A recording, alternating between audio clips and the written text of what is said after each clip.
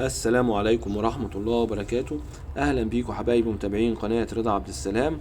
أهلا وسهلا بيكم في كل مكان، ويا رب دايما تكونوا بخير. النهاردة بإذن الله هنشوف وهنتعرف مع بعض على نتيجة تزاوج طفرة الجولدن مع بعض ومع الوايت فيس. النهارده ان شاء الله هنعرف اما اجوز الجولدن السنجل فاكتور مع سنجل فاكتور النتيجه هتكون ايه، واما اجوز الجولدن سنجل فاكتور مع الدبل فاكتور هتكون ايه، واما اجوز الجولدن الدبل فاكتور مع الدبل فاكتور النتيجه برضو هتكون ايه. وهنشوف ان شاء الله النهارده اما اجوز السنجل فاكتور مع الوايت فيس، واما اجوز برضو الجولدن الدبل فاكتور مع الوايت فيس النتيجه هتكون ايه، والطيور اللي هتظهر عندي في العش هتكون مواصفاتها ايه وهتكون اشكالها ايه. كل ده هنعرفه النهارده باذن الله. بس في البدايه يا ريت يا جماعه اللي ما اشتركش في القناه يشترك وفعلوا الجرس عشان توصل لكم الفيديوهات اول باول، واعملوا لايك وشير للفيديو عشان يوصل لاكبر عدد ممكن من الناس.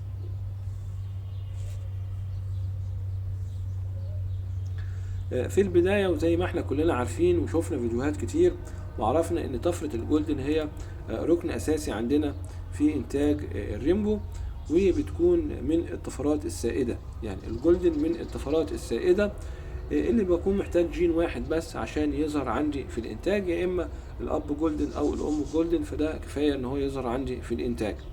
وبيكون فيه منه الدبل فاكتور والسنجل فاكتور، وزي ما شرحنا قبل كده واتكلمنا بالتفصيل ازاي نفرق بين الجولدن الدبل فاكتور والسنجل فاكتور. وزي ما قلنا وشايفين مع الطار اللي معانا الاولاني ده يا جماعه جولدن دبل فاكتور.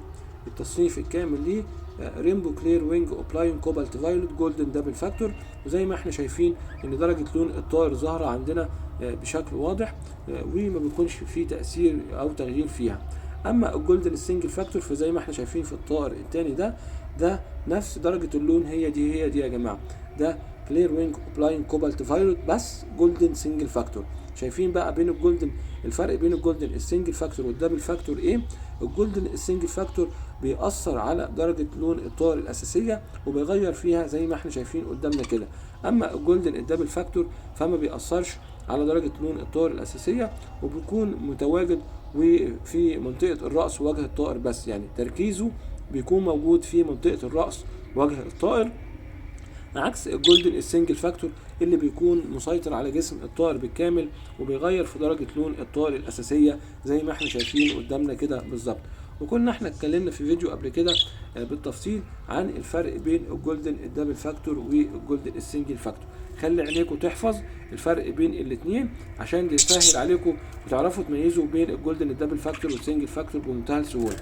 الجولدن الدبل فاكتور زي ما قلنا بيكون موجود في منطقه وجه وراس الطائر بس، والجولدن السنجل فاكتور بيكون مسيطر على درجه لون الطائر الاساسيه ومغير فيها وبيكون متواجد في جسم الطائر بالكامل. تعالوا بقى نشوفوا نتيجه جواز الجولدن مع بعض هتكون ايه. وهنبدا باول جوازه وهي جواز الجولدن السنجل فاكتور مع الجولدن السنجل فاكتور. لو انا جوزت جولدن سنجل فاكتور مع جولدن سنجل فاكتور يا ترى نتيجه الجوازه دي هتكون ايه؟ ركزوا قوي يا جماعه في الموضوع ده، ولو تحبوا ان انتوا تجيبوا ورقه وقلم اكتبوا اعملوا جدول لنتيجه تزاوج الجولدن مع بعض عشان ده هيفرق معاكم كتير وهتستفيدوا منه كتير باذن الله في طريقه انتاجكم للريمبو وازاي تنتجوا الريمبو الجولدن الدبل فاكتور والسنجل فاكتور وازاي تخلوا العش عندكم بالكامل يكون جولدن دبل فاكتور. ركزوا واهتموا بالتفاصيل قوي، وزي ما قلت لكم هاتوا ورقه وقلم وابتدوا اكتبوا التفاصيل دي باذن الله. نرجع بقى لموضوع جواز الجولدن السنجل فاكتور مع الجولدن السنجل فاكتور. وزي ما قلنا هنا هيظهر عندي في الانتاج 25% جولدن دبل فاكتور، 25% بيور وايت فيس، 50% جولدن سنجل فاكتور. تاني اما اجوز الجولدن السنجل فاكتور لجولدن سنجل فاكتور هنا هيظهر عندي في الانتاج 25% جولدن دبل فاكتور، 25% تيور وايت فيس، و50% تيور جولدن سنجل فاكتور. يبقى هنا لما بجوز السنجل فاكتور لسنجل فاكتور وبيظهر عندي وايت فيس احنا كده عرفنا ليه بيظهر او نسبة الوايت فيس بتكون قد ايه. ما بتكونش كبيرة يا جماعة، بتكون حوالي 25% تيور وايت فيس بتظهر عندي في الانتاج. نيجي بقى للجوازه الثانيه ونمره 2 وهي ان انا اما اجوز الجولدن الدبل فاكتور لجولدن سنجل فاكتور. هيكون عندي هنا في الانتاج 50% جولدن سنجل فاكتور و50% جولدن دبل فاكتور. يبقى انا هنا قضيت على الوايت فيس وما ظهرش عندي وايت فيس في العش. اما بجوز جولدن دبل فاكتور لجولدن سنجل فاكتور بيظهر عندي في الانتاج 50% جولدن دبل فاكتور و50% من الانتاج جولدن سنجل فاكتور. طيب نيجي بقى للجوازه نمره 3 وهي جواز الجولدن الدبل فاكتور مع جولدن دبل فاكتور. اما بجوز الجولدن الدبل فاكتور مع جولدن دبل فاكتور هنا كل العش بيظهر عندي جولدن دبل فاكتور. واحنا كنا اتكلمنا يا جماعه وشرحنا يعني ايه دبل فاكتور ويعني ايه سنجل فاكتور، وقلنا الدبل فاكتور هو اللي بيكون الطيور فيها جينين من طفره الجولدن، بتكون فيها جينين. اما الجولدن السنجل فاكتور فبيكون فيها جين واحد، يعني بتكون عامل مفرد. اما الدبل فاكتور فبتكون عامل مزدوج، عشان كده احنا بنقول عليها دبل فاكتور. يبقى نراجع بسرعه جوازات الجولدن مع بعضها عشان نعرف بعد كده جواز الجولدن مع الوايت فيس هتكون ايه.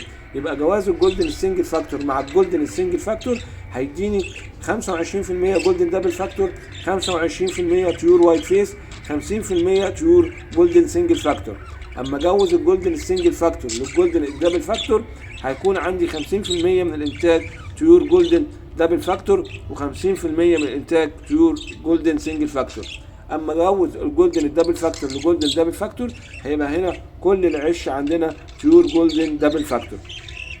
نيجي بعد كده لجواز الجولدن مع الوايت فيس، وهنبدا بجواز الجولدن السنجل فاكتور مع الوايت فيس. لو جوزت جولدن سنجل فاكتور لتيور وايت فيس، يعني عصفور يكون سنجل فاكتور زي ده لنتايه وايت فيس زي دي او العكس، هنا يا جماعه هيظهر عندنا نص الانتاج جولدن سنجل فاكتور والنص الثاني تيور وايت فيس. هيظهر نص الانتاج تيور جولدن سنجل فاكتور زي ده، والنص الثاني تيور وايت فيس زي النتايه اللي قدامنا دي كده. ده جواز الجولدن السنجل فاكتور مع الوايت فيس. طيب نيجي نشوف بقى جواز الجولدن الدبل فاكتور مع الوايت فيس هيكون ايه. لو انا جوزت ذكر جولدن دبل فاكتور زي ده لانتايه وايت فيس زي دي، هنا يا جماعه كل انتاج عندي هيظهر في العش تيور جولدن سنجل فاكتور. يبقى كل العش عندي هيظهر تيور جولدن سنجل فاكتور، كلهم هيكونوا جولدن سنجل فاكتور زي الطار اللي قدامنا ده، نتيجه تزاوج الجولدن الدبل فاكتور مع الوايت فيس. دي كده يا جماعه نتيجه تزاوج الجولدن مع بعض ونتيجه تزاوج الجولدن مع الوايت فيس. ركزوا فيها كويس قوي ازاي تعرفوا تطوروا من طيوركم. ودينا شفنا ازاي تعرف تنتج العش بالكامل جولدن دبل فاكتور. اما قلنا نجوز الدبل فاكتور للدبل فاكتور او نجوز الدبل فاكتور لسنجل فاكتور، كده نصف العش هيظهر عندنا تيور جولدن دبل فاكتور والنص الثاني هتظهر عندنا تيور سنجل فاكتور. عرفنا ليه الوايت فيس بيظهر.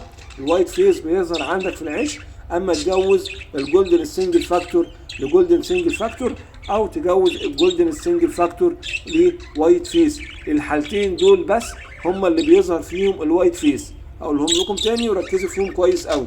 اما تجوز الجولدن السنجل فاكتور لجولدن سنجل فاكتور بيظهر عندنا الوايت فيس وبتكون نسبته 25%. اما ما بتجوز جولدن سنجل فاكتور لوايت فيس هنا بيظهر عندنا 50% من العش جولدن سنجل فاكتور وبيظهر عندنا تيور وايت فيس. يبقى احنا كده عرفنا بيظهر امتى الوايت فيس ونسبته قد ايه، والجولدن الدبل فاكتور بيظهر عندنا امتى وتكون نسبته قد ايه. زي ما قلت لكم هيفرق معاكم كتير باذن الله الفيديو ده، ازاي تزودوا نسبه الجولدنات عندكم في العش بتاعكم، ازاي تزود نسبه الجولدن الدبل فاكتور، وازاي تقضي على الوايت فيس وما يظهرش عندك وايت فيس في الانتاج خالص. الفيديو مهم قوي يا جماعه، وزي ما قلت لكم ركزوا في كل نقطه واهتموا بالتفاصيل اللي بتتقال فيه، وجيبوا ورقه وقلم واكتبوا نتيجه تزاوج الجولدن مع بعض ومع الوايت فيس، وباذن الله هيفرق معاكم في انتاج الريمبو.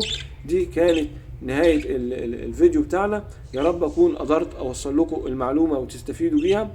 يا ريت يا جماعه اللي ما اشتركش في القناه يشترك وفعلوا الجرس عشان توصل لكم الفيديوهات اول باول، واعملوا لايك وشير للفيديو عشان يوصل لاكبر عدد ممكن من الناس.